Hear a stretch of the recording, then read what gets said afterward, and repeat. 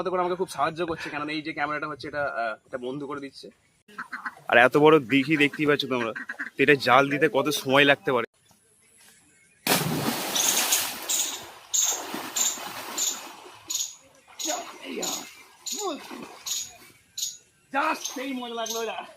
আর এখান থেকে দিঘির নাজারাটা তোমরা জাস্ট দেখো, তো জায়গাটাকে কতটা সুন্দর মনে হচ্ছে এখান থেকে, আশা করছি তোমরা দেখলেই বুঝতে পারবে।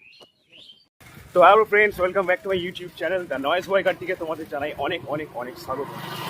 আর আমি চলে এসেছি নতুন একটা ব্লগ নিয়ে। আর এই মুহূর্তে আমি আছি আমাদের সুদর্শন মার্কেট। আমি জানি না আজকে আমি কোথায় বেরিয়েছি, তো আজকে আমার যেদিকে দু চোখ যাই সেদিকেই আজকে আমি যাই। তো যাওয়া যাক। আর এই মুহূর্তে আমি চলে এসেছি আমাদের সুদর্শন মার্কেটের ভেতর দিয়ে, একটা গলির রাস্তার ভেতর দিয়ে। আর এইখান থেকে দিঘি একটুখানি, তো আজকে তোমাদের ভাবছি আজকে দিঘিটা আমি দেখাবো, কারণ এইখানে নাজারাটা জাস্ট সেই লাগে। আচ্ছা, তো বহুত দিন পর আমি এখানে আসছি। ও, আর সময়টা এখন সকাল, আর আজকে রবিবার। তো ঘুম থেকে উঠেই মাথায় চিন্তা আসছে যে কোথায় যাবো আজকে আমি। তো আমার এইখানে চলে আসতে ইচ্ছা করলো। আর এইখানেও মাছ ধরাচ্ছে, আরে বাস। এখানে আগেটাই দেখতেই পাচ্ছ, দেখো এই দিঘিতে তোমরা দেখো,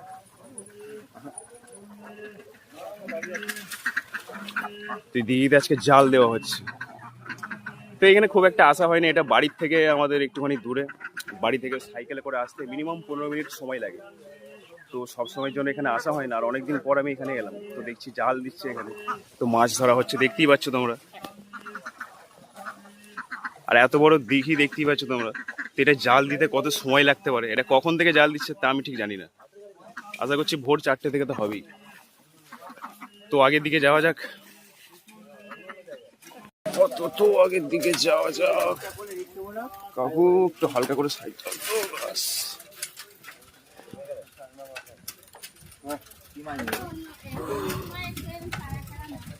তো বন্ধুগণ, তোমরা দেখতেই পাচ্ছ দিঘির রাস্তা, আর এদিকে একটা মাঠ আছে, খেলার মাঠ।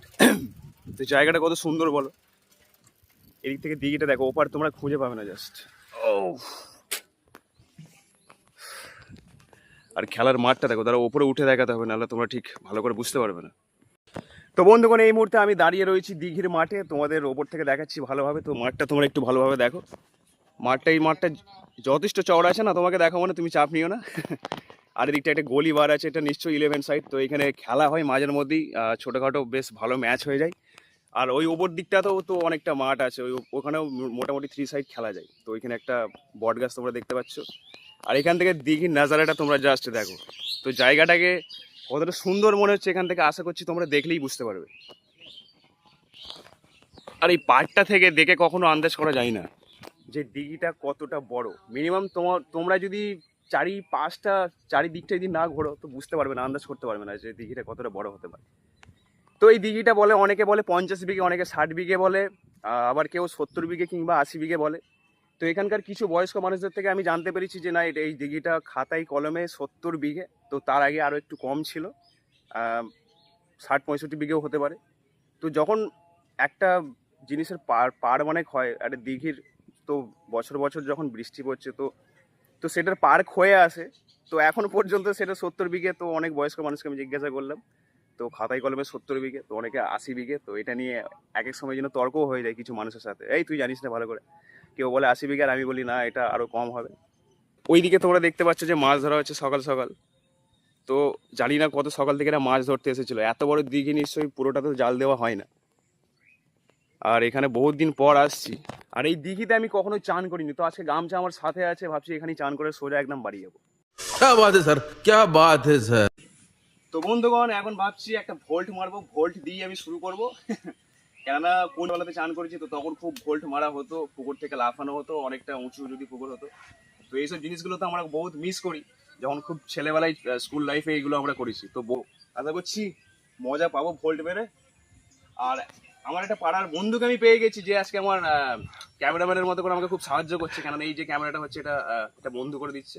তো তার সাথে আমার অল্প চেনা পরিচিত আছে। তো সে এখানে মাঝের মধ্যে প্রায় এক্সারসাইজ হয়তো করতে আসে, তো সে আমাকে ক্যামেরা করে দিচ্ছে। তো আমার খুব হেল্প হচ্ছে। আপাতত একটা আমি ভোল্ট মারবো। মজা আসছে এখানে, ভোল্ট মারা যাবে তো এখানে। ভোল্ট না মারতে গিয়ে। তো বন্ধুগণ, রেডি স্টেডি ফো, একটা ভোল্ট।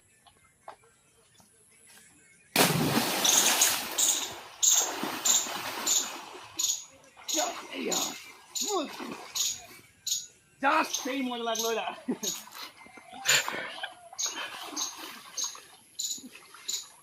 ভোল্টটা মারার সময় বুকটা জাস্ট এই ধুপুক ধুপুক করছিল, কারণ আমি ভাবছিলাম কিরম ভাবে পড়বো।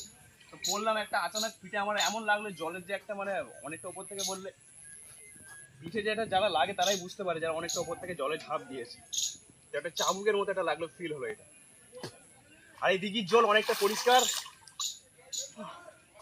তো সময় বেশি ওয়েস্ট করে লাভ নেই, আশা করছি দু একটা ডুব মেরে আমি চলে যাবো। তো এখানে এটা তো খুব বড়।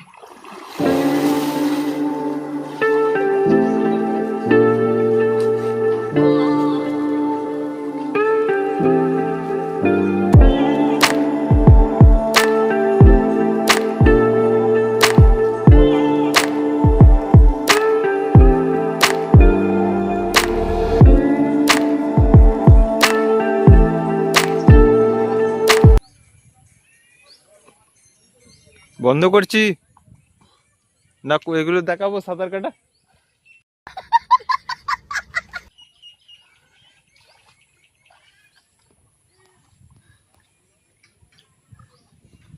দিঘির জলটা এত পরিষ্কার না এখানে, আমাদের গ্রামে যে পুকুর হয় তার থেকে আসলে অনেকটাই পরিষ্কার। যেহেতু জায়গা হিসেবে চওড়া দিঘিটা, সেই জন্য এখানকার জল অনেকটা পরিষ্কার। পুকুরের ধারে অনেক গাছপালা থাকলেও জল কখনো অপরিষ্কার হয়নি, আর জল যথেষ্ট পরিষ্কার, চান করে মজাই আছে। তো বন্ধুগণ, আপাতত চান হয়ে গেছে, আপাতত ড্রেস চেঞ্জ করে আপাতত আমাকে যেতে হবে। আপাতত আমার চান করা মিটে গেছে, আপাতত জামা টামা পরে আমাকে রওনা দিতে হবে। আর এখানে ভাবছি মাঝের মধ্যেই আমি আসবো, কেননা এখানে চান করে আমার মজাটা আজকে সেই হলো, সেই লেভেলের আজকে আমি মজা পেলাম চান করে। रेला बेड़े গেছে ফুটতে হচ্ছে। তো আপাতত যাওয়া যাক।